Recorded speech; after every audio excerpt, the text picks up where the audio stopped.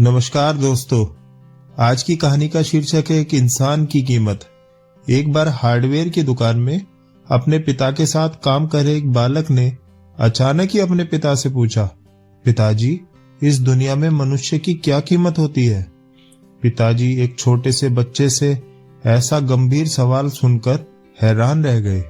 फिर वे बोले, बेटे, एक मनुष्य की कीमत आंकना बहुत मुश्किल है, वो तो अनमोल है। बालक ने फिर पूछा, क्या सभी उतने ही कीमती और महत्वपूर्ण हैं? पिताजी बोले, हाँ बेटे। बालक के कुछ पल्ले पड़ा नहीं। उसने फिर सवाल किया, तो फिर इस दुनिया में कोई गरीब तो कोई अमीर क्यों है? किसी की कम इज्जत तो किसी की ज्यादा क्यों होती है? सवाल सुनकर पिताजी कुछ देर तक शांत रहे और फिर बालक से स्टोर रूम में पड़ा एक लोहे का रॉड लाने को कहा।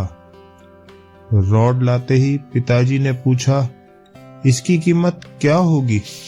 बालक ने जवाब दिया, लगभग 500 रुपए। पिताजी ने फिर पूछा, अगर मैं इसके बहुत से छोटे छोटे कील बना दूं तो इसकी कीमत क्या हो जाएगी? बालक कुछ देर सोचकर बोला, तब तो ये और महंगा बिकेगा, लगभग 800 रुपए का। पिताजी ने पूछा, अगर मैं इस लोहे से घड़ी के बहुत सारे स्प्रिंग बना दूं तो? बालक कुछ देर सोचता रहा और फिर एकदम से उत्साहित होकर बोला, तब तो इसकी कीमत बहुत ज्यादा हो जाएगी। पिताजी उसे समझाते हुए बोले, ठीक इसी तरह मनुष्य की कीमत इसमें नहीं है कि अभी वो क्या है, बल्कि इसमें है कि वो अपने आप को क्या बना सकता है। बालक अपने पिता की बात समझ चुका था और इस तरह से बालक की जिज्ञासा शांत हुई। दोस्तों, ये कहानी अच्छी लगी हो तो कृपया लाइक और कमेंट करें। धन्यवाद।